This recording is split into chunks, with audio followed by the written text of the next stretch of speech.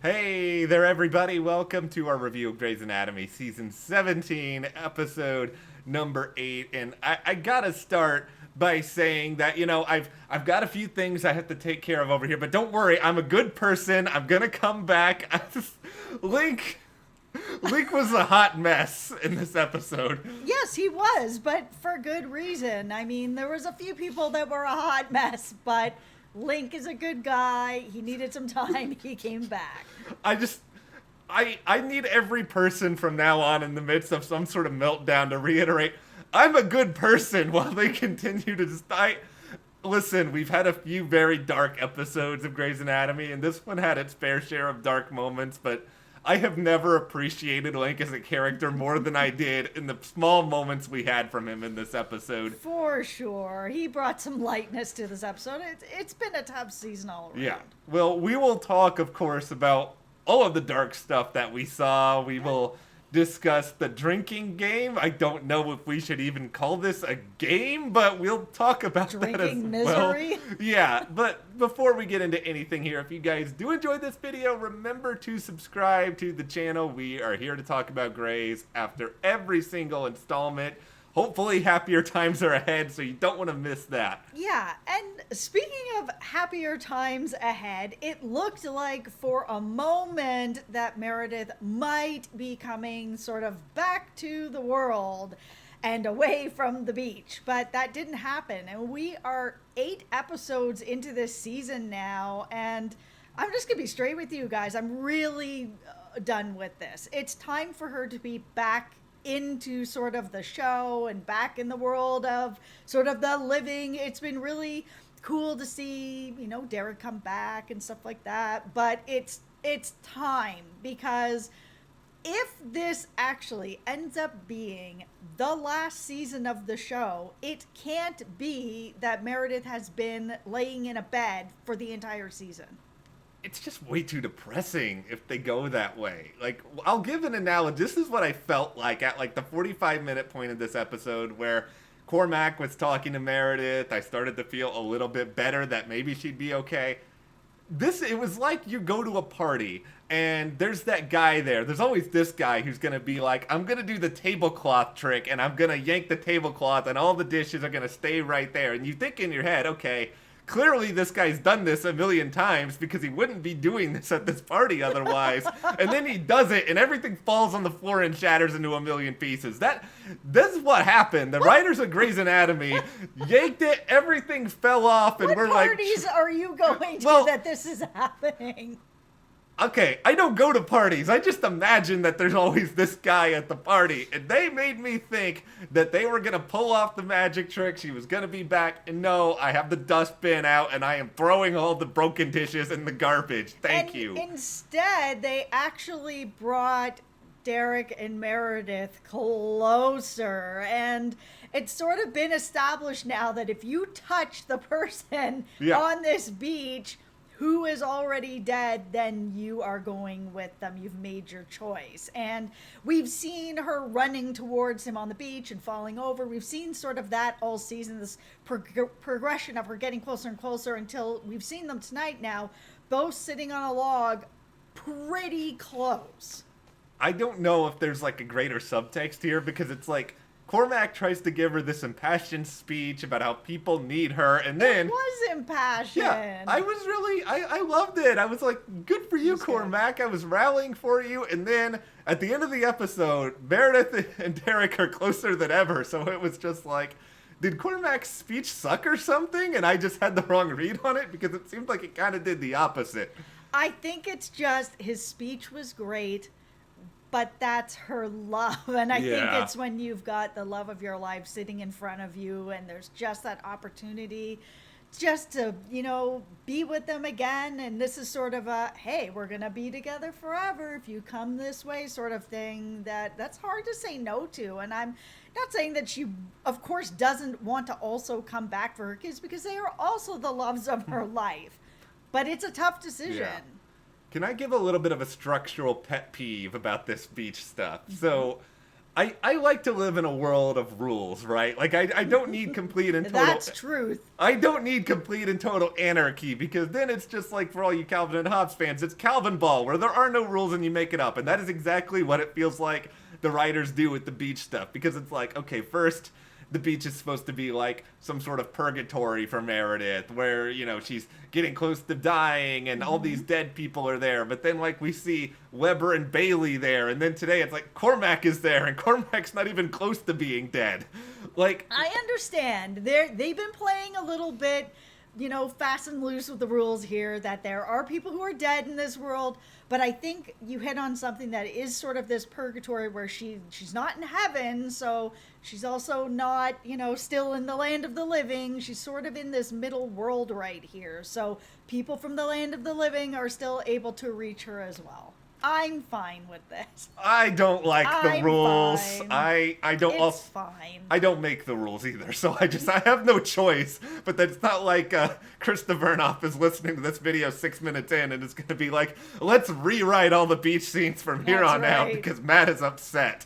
No, she doesn't need to do. Listen, I'm fine with it. Okay, well, there you go. So, well, you can say that they're not going to change it now because... Perfect. They're not going to change it because I'm fine with it. Yeah, the stuff with DeLuca is still bumming me out. Like, I'm still sad about it. The memorial at the end was just, like, crushing my heart all over again if I hadn't gone through it enough. Yeah, but I mean, I'm glad that they didn't just leave it where it was sort of like, okay, this happened in the last episode. Okay, now what's going on in this episode? It was nice that they figured out a way to do something for him. I'm glad they did something. I'm glad they at least sort of acknowledged, because last week we were really talking up about how much, you know, they were dragging everything on with Teddy. And Teddy, even in this episode, she's like sitting off by herself during all of this. And yeah, I mean, she's not doing well. And it's not just sort of what's going on with the pandemic and the long shifts. Obviously, everything that's going on with Tom, everything that happened with Owen. And then on top of it, everyone sort of at the hospital is treating her differently now. It's all just piling up on her. And yeah, I said in the last review that I feel like something just needs to shift with this story, because she can't just keep going on like that.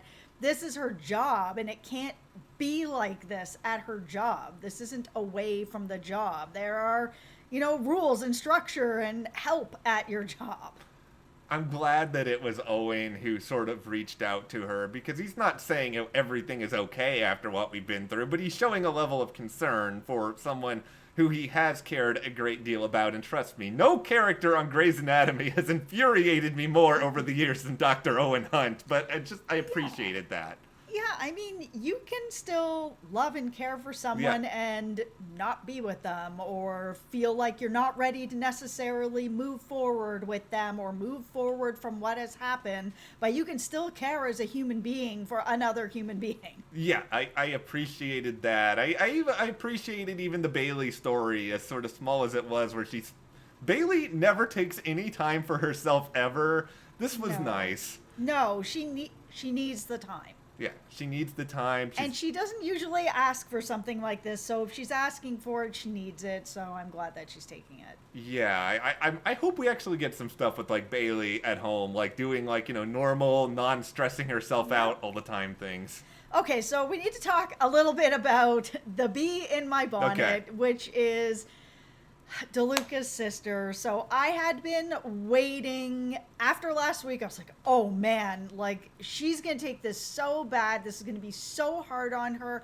I can't wait to see how she's gonna deal with this, what it's gonna be like on Grey's Anatomy, because this is where DeLuca died on this show. And I mean, if you've been watching us a while, Matt is someone who watches Station 19. He's also watching Grey's. I'm covering other stuff at that time. I like Station 19 pretty well, but I'm unable to watch it. We work really long hours here, so there's some shows that, working through the website, we actually just have to split because our days are really long, and at the end of the day, we don't want to watch more TV. We only have a little bit of personal time left. So I don't watch Station 19.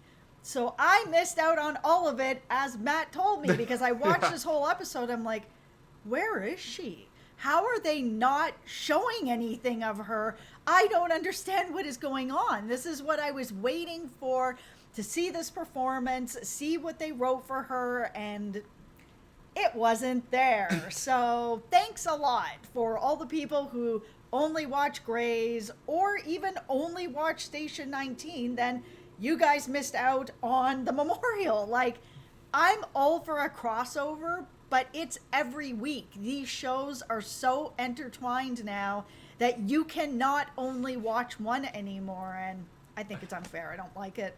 My feelings are really complicated on this, because I do think the stuff they gave, and I won't get too much into it because I know this is a Grey's video, but the stuff they gave Karina on Station 19 was really good, and it was powerful, and I'm bummed that you didn't get a chance to see it, and you didn't get a chance to experience it. Now, if Karina had been a character who sort of originated on Station 19 and was brought in through that world, I would feel kind of one way about it. But she was a Grey's character first. Like, she was introduced via Grey's, and I think they had an obligation, because you can bring Maya from Station 19 over to Grey's. Like, you can show the two of them on this show. I just think they had an obligation to show this to Grey's Anatomy viewers. They screwed that up, and it's a real bummer, because now you would have to go and watch Station 19 to see it. Now it's all like out of whack. You won't see it in order. Yeah, and I mean, because I didn't watch Station 19 last week either, I didn't even get to see this whole DeLuca thing. Has really irritated me, because I watch the whole story unfold on Grey's, which is the show that I'm watching, of everything with following this woman, everything. Then I don't see what happened on Station 19, and all of a sudden I'm waiting for Grey's to come back. Finally comes back, and it's like, DeLuca is stabbed and dying. I'm like, why? What happened? Oh, all this stuff happened on Station 19. Great. I had been waiting and waiting and waiting for that. Okay. I get it. It was the big crossover. So, okay, you guys put it out there as that. This is not a crossover anymore, but it still is. So that's the end of my rant. Thank you for everyone who stuck around to listen to this 12 minutes in, but it is irritating for me. I still have two more things, so the rant is continuing for a little bit here. Well, just for the crossover stuff, Station 19 is a very good show, and it doesn't need to be held up by Grey's Anatomy. There, I've said it. The show has its own voice and its own audience, and it's good. It doesn't need to be like this. Okay, now I'm actually done my rant. Okay. I'll see myself out. Well, you stay here, because I still... What are they doing with the Grey's Anatomy DVDs? I know this is something nobody probably cares about, but it's sort of like, are they just going to put the Grey's Anatomy episodes with the no station? Everybody's going to be so confused if they only watch through that. And plus, I never thought I would say this, but can we get back to the crossovers where they promoted them extensively and they were pointless, and it was just about, like, I don't know, some rescue victim who ends up being a patient on Grey's? I liked it better when it was sort of like a special event, where it was kind of like, oh, like they do over on the Chicago shows. Oh, this is going to be this big event where it's going to go from one show to another show to another show, and you get to see people cross over that would normally you wouldn't get to see, and it would be a really big event, and it happened maybe once or twice a year. You'd be like, oh man, tonight's the night, sort of thing. And that magic is just gone now with these two shows, because it has become that you can't watch one without the other, and I'm starting to feel like I'm kind of just running out of luck here with this. Let's talk about the thing that I don't know why I liked the Link and Joe and Jackson stuff as much as I did, because really it hit a lot of the things that occasionally bug me about this show, including, like, I feel like I've heard very similar dialogue to this pretty much every single season. I feel like it's very much, okay, I expected this but it was just like, after all this sadness, there was just something about weird humor in really sad things, and Link like getting bombed and then trying to I don't understand why I like this. Even Jackson, I've been so annoyed that Jackson doesn't have anything to do, and yet here he is being the love interest again. I'm just like, you know what, I'm kind of into this right now. I really like this, because the thing that I like about Grays, and it's been harder to get that this season because it's been real dark. The thing that I like about Grays is that it was always sort of, you had a little bit of darkness, but you also had some joys and some laughs and some good moments and sort of, and then a little romance dashed in there as well, of course, right? But we've been missing a lot of sort of the laughter part of it. We still have the little romance dashed in, but the laughter and the smiles and those sort of funny moments have just been buried under this huge dark content. And you know, this is where they went this season. That's fun. I'm on for the ride. Yeah. But it was nice to have it back this episode. It was gallows humor in a lot of ways, where it's so dark. You have, and I think a lot of us have been there in life before, where everything is just like so miserable. You have to find a way to make yourself like laugh through the pain. Yeah. And you know, if Grace did this every single episode, I think I would get just very tired of it. But I enjoyed it in this episode. I like that we at least had a little bit of everything here. Now, Grace, just wake Meredith up already. Like, we need It's that. enough. We need that. Yeah, it's enough. It is done. It is Yeah. enough. You can't, if this ends up being the last season, knock on wood, it's not. Yeah. This can't be the way that it sort of goes out.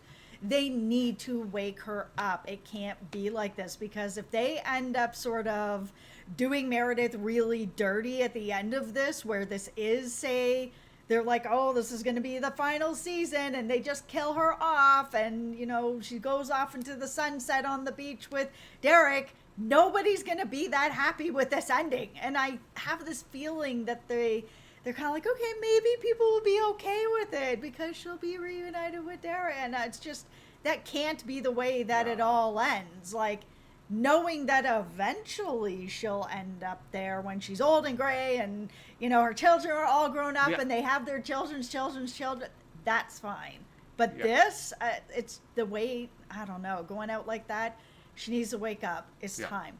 I need to see her reunited with their kids. Like, that's the moment that I really, really want. I may take a massive L on this, and I hope that I do, but I don't think she's going to wake up next week. Next week looks like it's a Big Teddy episode. I don't know. I don't know when it's happening, but yeah, okay, let's just hear from you guys on this. When do you think that it is happening? Offer us some solace.